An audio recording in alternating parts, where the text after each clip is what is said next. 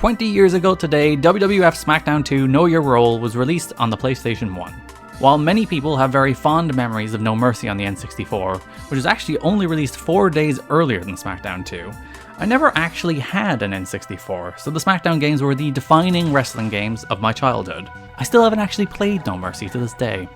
I should probably fix that sometime, shouldn't I? SmackDown 2 captured everything there was to love about wrestling.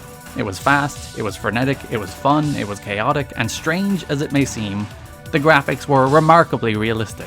Yes, at one stage those terrible looking blocky PS1 polygons did in fact look cutting edge. Strange to think about, but it is true. How times change.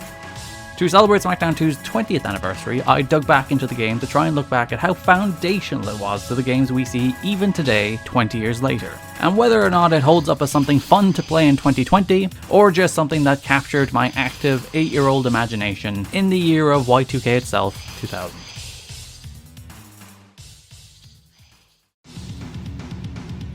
Nostalgia is a very potent force. Going back and playing this 20 years after my childhood love of it really brought me right back to 2000. Everything from the sound effects to the loading screens, I love those loading screens so much.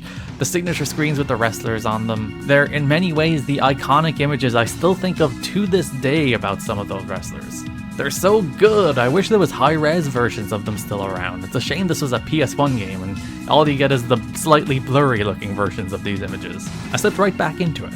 It's one of those things where I didn't even realize the degree to which I had nostalgia for even the button prompts and the menu music until I booted the game back up 20 years later, and there I was, back in 2000, playing this game for the first time all over again.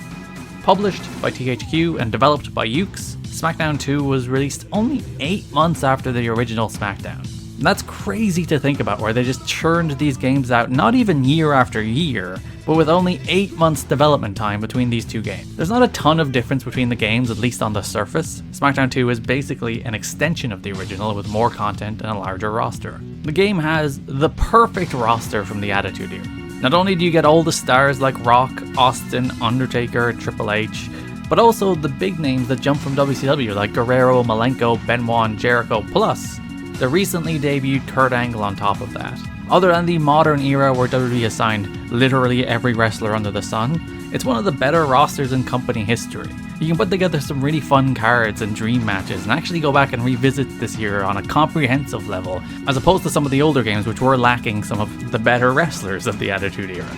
The SmackDown 2 roster is full of big stars, wacky names from the Attitude Era, and really good wrestlers.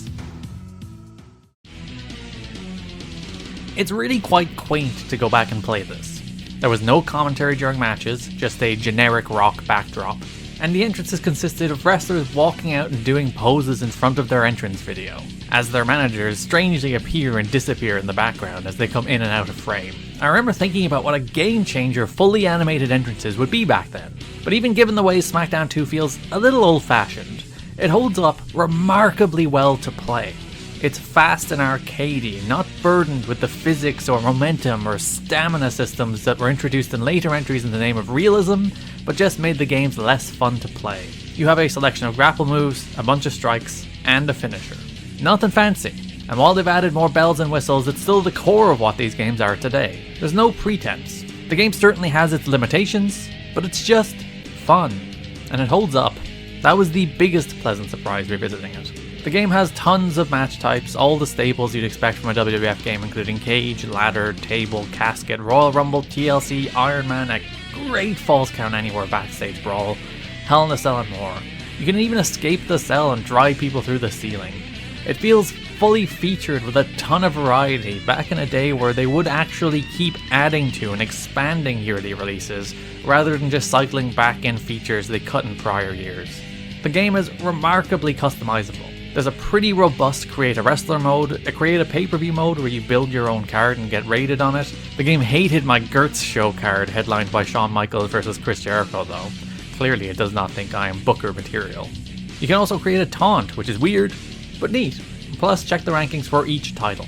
It is truly remarkable how much control they give you over many of the elements in this game. You can put together stables, you can decide who the champions are, you can determine who number one contenders are, you can create your own rosters, create your own shows. It's so flexible. The highlight of the game is the season mode though. You choose a wrestler and wrestle through the WWF calendar, engaging in feuds and stories as you go. Each episode of Raw or SmackDown you go through has a full card, and while going through them can get a little cumbersome after a while, it's fun to see a big last minute comeback or a bizarre main event of Val Venus versus X-Pac. A main event anywhere in the world, I say, and look what it main evented over. As you get into year 2 and year 3 and you're simply just playing just the drive-through and unlock things, getting through those cards, which can take like 10 minutes each, is a little time consuming and it probably outstays its welcome, but it's a neat idea, so I'm happy it's there. The season mode is full of unique animated cutscenes. I cannot overstate how freaking cool Steve Austin destroying a bus in SmackDown 2 was in 2000. It was still in an era where seeing things that happened on TV in video game form had novelty, and it blew my 8-year-old mind. You can unlock some pretty big names as you play, like Shawn Michaels or Steve Austin, and you can play for years and years unlocking creator wrestler parts as you see all the weird and silly cutscenes like Vince nearly being run over. I wonder if Donald Trump called WWHQ when he played this game too. Weirdly polite Kane, Michael Cole endlessly shrugging, and more backstage attacks than you could ever want. The little bits of voiceover aren't the most revolutionary. If you smell what the Rock is cooking. But it is nice to see them try. You see the cracks more in 2020 as the stories don't all make cohesive sense, and some of the writing and dialogue is disjointed. Microphones glitch through hands, Road Dogg is arrested but wrestles later that night. But it was wildly ambitious for its time, and it's still a lot of fun to play through. Plus, the game has a 5-second pose. 10 out of 10. My prevailing feeling revisiting SmackDown 2 is how much more enjoyable it is than modern WWE games. You probably got the impression from this review, but I don't much care for those modern games. They're slow, glitchy, and so much of the silly fun has been drained in the name of realism. SmackDown 2 is simple, cartoonish fun. The only modern addition I really missed was the ability to lock up so that you can choose the direction you whip people. All the rest, small people able to throw big men, being able to run around as much as you want, bashing buttons to escape from pins instead of a minigame, it all contributed to the silly, over-the-top vision I want out of wrestling games. I'm pleased to say SmackDown 2 holds up as both a fun game and the template for what so much of modern wrestling games still are today. A template modern wrestling games could still learn a great deal from. SmackDown 2 is a game of its time, but damn, its time was pretty darn good. If you still have a PS3 plugged in somewhere, or a PS2 I guess, or PS1, plug it in, give it a go. It'll take you back to 2000 and you'll have a ton of fun. If for nothing else than the nostalgia of the sounds of the save button prompts. God, it's so good. And those loading screens! Oh, the loading screens.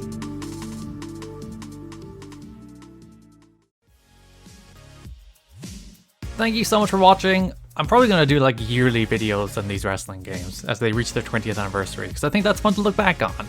So look forward to Just Bring It next year, and Here Comes the Pain after that, I think, or was that 2003? Either way, Rock catchphrases and Brock catchphrases, that's the way this works.